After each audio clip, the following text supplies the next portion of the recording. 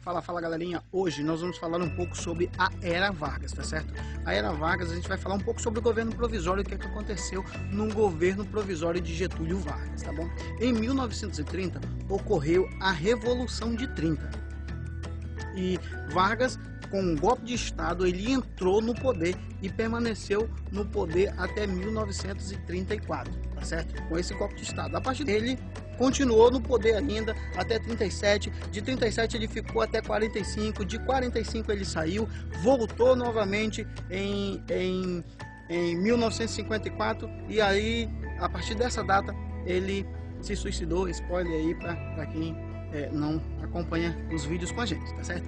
E então, o que aconteceu? Quando ele entrou no poder, a primeira coisa que ele fez foi extinguir de vez a Constituição de 1891, tá? E aí, ele tirou o poder dos estados, centralizando cada vez mais o poder nele. A partir daí, ele começou a se mostrar um pouquinho um camarada dono do poder. Uma das coisas que Vargas fez que foi muito importante para alcançar a meta dele, que era permanecer no poder, foi regulamentar as leis trabalhistas, como por exemplo férias, horas extras, carteira de trabalho. As pessoas agora podiam ter hora de trabalho, podiam ter a hora de entrar e sair no trabalho, e aí ele começou a regulamentar isso e começou a ganhar a confiança das pessoas.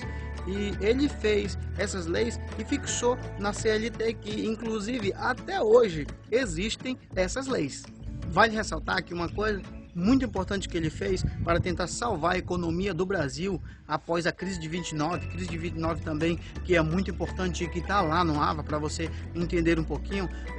Ele comprou umas 14 milhões de sacas de café e queimou tudo para salvar a economia, porque o café ele era o produto que sustentava o Brasil na época. Ele, juntamente com outros produtos, é claro, açúcar, borracha, entre outros produtos, mas o café ele estava lá no topo das coisas, tá bom? Outra coisa muito importante que Vargas fez foi instaurar o voto secreto, que até então não existia. Lembra daquele segundo vídeo, se eu não me engano, você vai estudar o segundo ou terceiro vídeo, ele tem um spoilerzinho que falava que a mulher na Constituição de 91 ainda não votava. Pois é, apenas na Constituição que Getúlio Vargas criou é que a mulher agora entra e faz uso do voto, tá bom? Do voto secreto também, que aí o voto secreto entra, mas infelizmente essas leis desagradou totalmente a elite paulista, que estava acostumada, ela está no poder. Lembra Café com Leite? Minas Gerais e São Paulo e Minas Gerais? Pois é, eles não ficaram felizes com isso, porque com essa lei que Vargas fez, o que aconteceu? Deu liberdade para que outros estados pudessem entrar e tomar o poder do estado maior, que é o país, o Brasil, tá certo? E como Vargas estava com total poder, não tinha Constituição. E o que aconteceu? A galerinha lá de São Paulo, foi a primeira vez que o pessoal pegou em armas para cobrar de Getúlio Vargas uma Constituição. Até que ele não resistiu à força, ele não resistiu ao poder do povo e criou a Constituição de 34. Essa lei, ela declarava o Brasil uma república liberal federalista, mas só que as pessoas não tinham tanto poder, porque o poder realmente estava nas mãos de Getúlio Vargas. E essa lei também fixava aí a lei que Getúlio Vargas mesmo criou, que é a lei do voto secreto, do voto feminino, das leis de trabalho, horas extras e tudo mais e tal. A Assembleia, aliás, que ele reuniu era de pessoas da confiança dele. Então essa Assembleia votou que ele agora, Getúlio Vargas, agora você vai ser o presidente. Por quê? Porque esse povo que ele havia chamado era de confiança dele, né? E a partir daí surgiram dois partidos, o de extrema direita e o de extrema esquerda. Os de extrema direita era a Ação Integralista Brasileira, que era a AIB.